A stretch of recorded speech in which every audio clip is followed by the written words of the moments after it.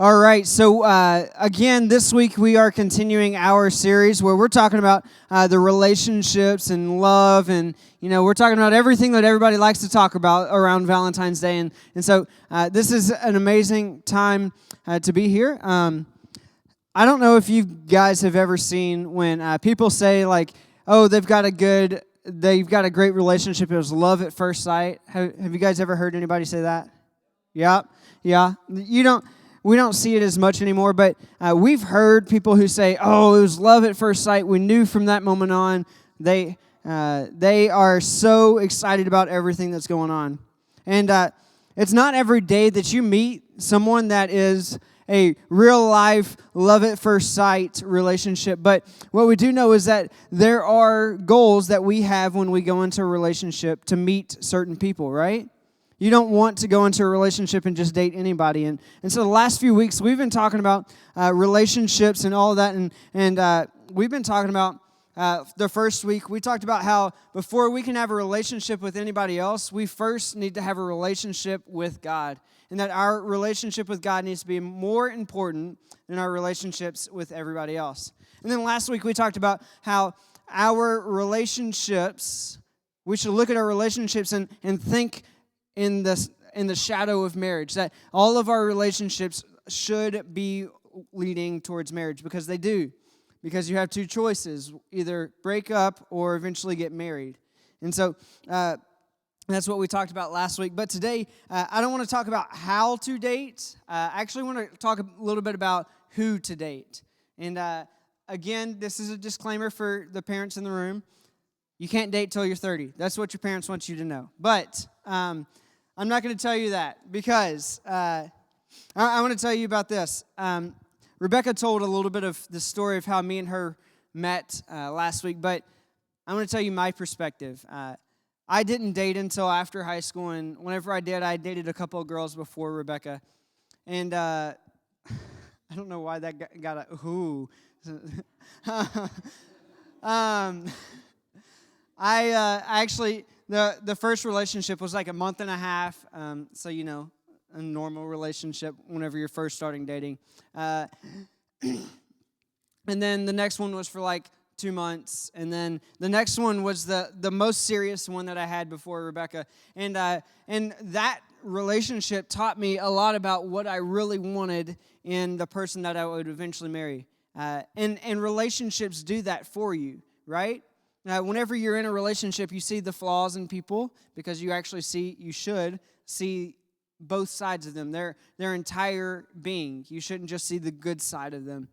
So it taught me what I wanted in a relationship. It taught me that I wanted someone who cared about me, who laughed at whenever I told terrible jokes. I wanted someone who cared about ministry, who was going in that direction, and that we could do ministry together. And so eventually, that did come about after I broke up with the girl before Rebecca, and we got together. And the moment I met Rebecca, we started having those conversations very early on. And from early on, I knew this is someone that I could see myself marrying. And I'm telling you this story because, just like we talked about last week, relationships should lead to marriage if you're serious with them. And I had goals for who I wanted to see in a relationship. And I think sometimes we actually look at what the world wants in a perfect partner, right? The world wants someone who's fine, and they look so good, and they're easy on the eyes, whatever words you want to use. They want someone who is great in the sack. They want, the world wants... You guys are, some of you guys don't even know what I'm saying. But I'm trying to get you guys to ease up a little bit. I'm trying to be, but there are things that the world thinks that you have to have in a relationship. But that's not always true. We're not always looking for those perfect partners, right? There are things in our lives, there are goals in our relationships that we should have that lead to certain people. How often do you think that the way that the world, this is rhetorical, how often do you think that the way that the world looks at relationships lines up with what God says about relationships. It's not always the same. God does tell us a little bit about relationships, but he also tells us more about the people we should surround ourselves with, and I think it can apply to those relationships we have. And that it gives some general guidance on those relationships, on what we should be looking for and what we should not be looking for. And there's one specific passage I want to point to. It's 2 Corinthians 6. 2 Corinthians 6, 14 and 15 says this, don't team up with those who are unbelievers. How can righteousness be a partner with wickedness? How can light live with darkness? What harmony can there be with Christ and the devil? How can a believer be a partner with an unbeliever? Now, this isn't talking about specifically dating. This is talking about, partnering up with somebody, being on a team with somebody. And so, how can someone who is a believer go and talk with someone who's not a believer and date and be serious with those people, right? It's hard for someone who doesn't value the same thing as you to also be in a relationship with you. If you guys are valuing two completely different things, it's not good. And so maybe it sounds a little bit harsh for what Paul says. He's suggesting not to judge them or to ignore them or feel superior to someone who doesn't believe, but he is saying that you should not be a partner with them. You shouldn't accompany yourself with them all the time. And dating is pretty difficult and it's pretty complicated. I can tell you guys that for experience, and all the leaders in the room can probably second that, and some of your older students can probably say that as well. But I know that some of us are sitting here thinking, I know that really cute girl or that really cute guy, I know they don't believe in God, but I can change that. I know some of us are thinking that right now. But what I do know is that it's really hard for whenever you're in a relationship and you have two different ideals for you to change somebody's ideals. But if you are considering it, I want to give you a few things to think about. Number one, if they started coming to church with you, how would you be sure that they're interested in God and not just interested in you? Number two, if you date them and then you break up with them, what do you think might happen with their faith afterward? Number three, if your motive is to truly introduce them to Jesus, why can't you just do that as a friend? These are all good questions to ask because a lot of the times we think that we can change somebody and we think that being in a relationship with them will change them. But it's not always true. And I understand sometimes the temptation that, yes, you do want to reach somebody with the gospel, and it's great, but the temptation to say, I can change that person. And it's not true. They're going to end up changing you probably, and you're going to end up getting weaker in your faith, or you may be strong in your faith, but you should be looking at someone who believes in the same things that you believe in. Because, again, the goal of dating is to lead toward marriage. And I want you guys to talk just for a moment in your groups. What do you guys think? Whether you believe it or not, what do you guys think? I phrased that question wrong. Don't think about it. Don't talk about it in your groups. I need you to think, what do you think dating a non-Christ follower as a Christ follower would be like? Because I think a lot of the times we think that it'll be easy, that everything will go great, but it's not always true. If dating leads you towards marriage, you can imagine, can you imagine spending your rest of your life with someone who doesn't believe what you believe? It'd be really hard, right? Maybe this feels like maybe it's a little bit of a heavy subject, but it's actually a really big deal because your faith plays a big role in your life. If you're committed to following Jesus, date someone who shares that same commitment with you. You can, this isn't just about following just a religious rule. It's about aligning yourself with someone who shares the same beliefs as you and knowing that they believe what you believe in, and it's super important. I'm going to take a look at another passage. It's a proverb, and proverbs are these short little phrases that have like real life wisdom in them. And Proverbs is written by the wisest man to ever live. And I don't know if that was important to me, gaining wisdom, then I would definitely listen to the wisest man who ever lived. And Proverbs 1:5 says, "Let the wise listen to these proverbs and become even wiser. Let those with understanding receive guidance." Let the wise listen to these proverbs and become even wiser, and let those with understanding receive guidance. You see, when it comes to our dating relationships, we absolutely must continue to grow in wisdom, right? Our relationships impact us, they impact our faith, they impact our futures deeply.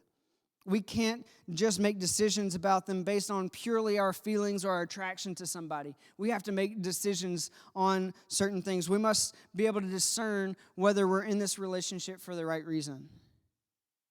When it comes to your dating life, you can show wisdom and discernment by thinking carefully, not only about who you date or how you date, but who you date as well. Dating on purpose means you know who you are looking for. You know who you're looking for. So here's a takeaway. I'm going to give you guys a little thing to take away. If you want the kind of relationship that feels like it's meant to be, like you guys are meant to be together, you need to follow. Here's a few things you need to know. Number one, who you're looking for. Again, like we said, dating on purpose means you know who you are looking for. Set high standards. Set standards for the kind of person you want to be in a relationship with, and don't settle. Many times we settle for something less just because we want a certain relationship or we just want to be in a relationship. Don't settle. Set your standards high and live up to your standards and set your standards where they are, and don't let anybody else fall short of your standards. Because here's a few non-superficial things to think of when you're setting your standards. Think about if you are compatible spiritually. Again, that means that you're on the same level and support each other's spiritual growth. Think about if you are compatible intellectually. If you guys can talk and have an actual conversation and you actually like talking together, that may be a good sign. Are you compatible emotionally?